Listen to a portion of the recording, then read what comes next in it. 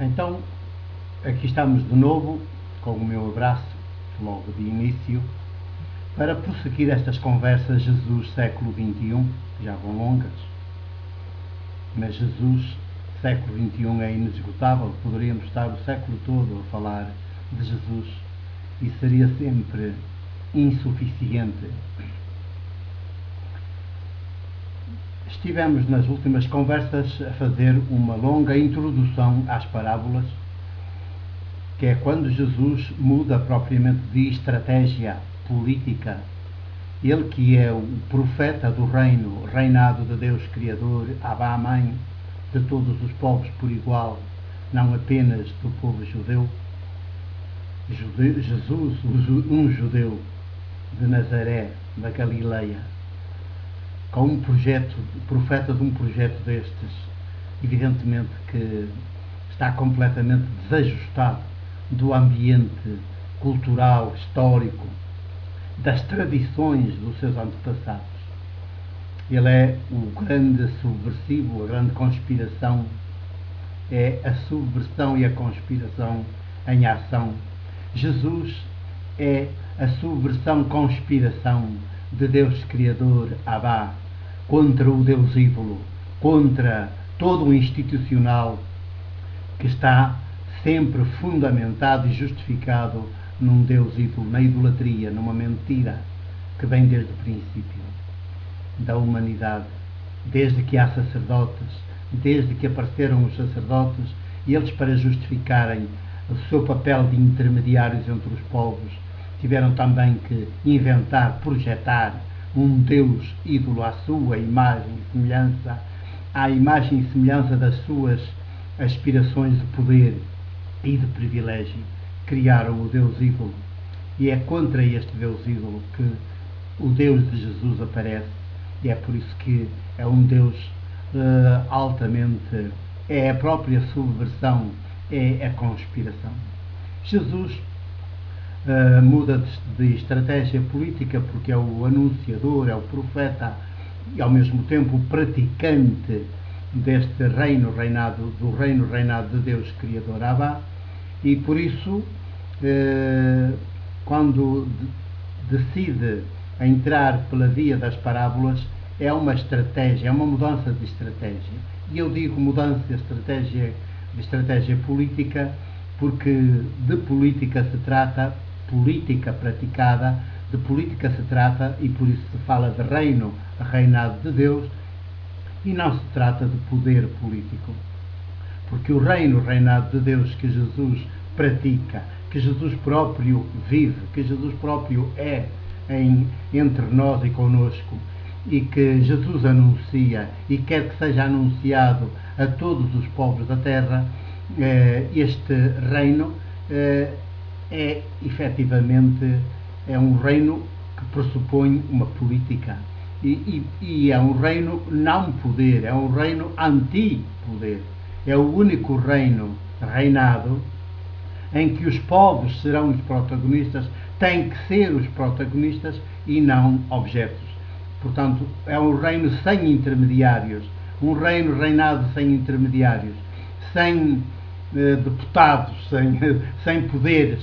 sem institucional. Portanto, é um reino em que as pessoas, os povos, os seres humanos e os povos têm que ser os protagonistas. E eu digo que é uma mudança de estratégia política, porque efetivamente até então Jesus tinha começado no anúncio deste reinado de Deus, tinha começado, se calhar com alguma ingenuidade política, tinha começado por pensar que poderia mudar os dirigentes do seu país, podia mudar as instituições do seu país e poderia, portanto, fazer uma transformação, uma conversão radical do país e dos judeus, seus concidadãos e concidadãs, a partir dos próprios dirigentes do judaísmo, nos lugares de destaque que eles ocupam no seu contexto, no seu tempo, no século I. Jesus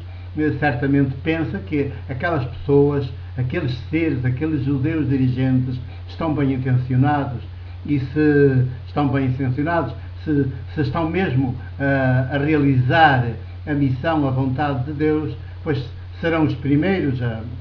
atender, a escutar, a dar atenção à sua boa notícia. Efetivamente não acontece assim da parte dos dirigentes. Jesus vai esbarrar com um muro terrível de resistência, com mais do que muro de resistência, com uma fortíssima e uma ativa oposição contra ele, contra a boa notícia que ele é e que ele anuncia. E não só acontece assim com Jesus, já havia acontecido antes com os profetas de Israel, aqueles mais radicais, aqueles mais autênticos, porque também há os falsos, aqueles profetas que nunca se sentam à mesa do rei, que nunca comem à mesa do rei, que não têm intimidades com a casa real, apenas com as suas vítimas. E por isso são os profetas em quem o Deus Criador Abá já se manifesta progressivamente, e que normalmente também esses profetas acabam por experimentar na carne, na sua própria carne, uma fortíssima oposição por parte dos sacerdotes, por parte dos reis e de todos os funcionários da casa real, e depois, evidentemente, para lá da oposição, também o ódio. E finalmente quase todos os profetas autênticos são perseguidos e quase todos são mesmo assassinados. Portanto, Jesus não é o primeiro. Jesus insere-se numa corrente de profetismo em que os seus antecessores, não tão radicais quanto Jesus, porque Jesus é a radicalidade total, não tão radicais quanto Jesus, mesmo assim acabaram na sua maioria assassinados. Portanto, não há que estranhar. Jesus percebe que da parte dos dirigentes é impossível levar por diante este projeto do reinado de Deus, realizá-lo na história, a começar pelo seu próprio povo e depois entre todos os povos por igual,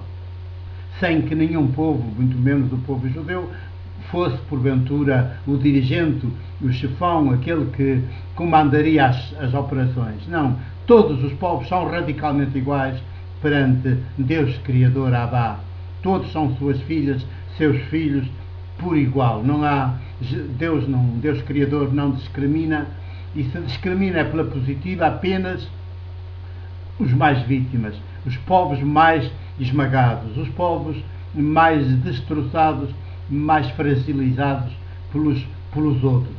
porque de resto em Deus não há outra discriminação senão essa, a positiva, porque é próprio do amor.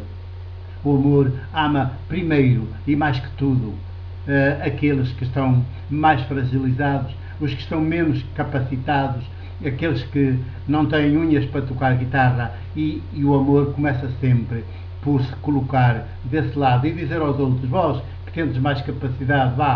vamos todos trabalhar em comunhão, em reciprocidade, e de uma forma maiútica, para também erguer estes que estão menos capacitados. E assim se estabelecerão vasos comunicantes e todos cresceremos de dentro para fora. Jesus percebe que os dirigentes são os seus grandes opositores e percebe isto de forma muito especial em duas dimensões, em duas vertentes. A vertente dos dirigentes, portanto, os representantes do institucional, sobretudo que vivem nos seus palácios e nos seus privilégios em Jerusalém, a capital, a começar pelo topo, que são os sumos sacerdotes, pelo rei Herodes, depois pelo Sinédrio, pelos doutores da lei, pelos fariseus, pelos escribas, toda essa casta de gente que vive à sombra da idolatria, que vive à custa da idolatria, que vive à custa dos impostos que a idolatria impõe às populações e aos seus concidadãos e às suas concidadãs. E então Jesus percebe, primeiro vem daí a oposição, mas depois vem também outra oposição espantosa, inesperada, toda inesperada para Jesus, da parte da sua família de sangue, dos seus familiares. E esta é certamente a que mais dói a Jesus. Já vamos prosseguir.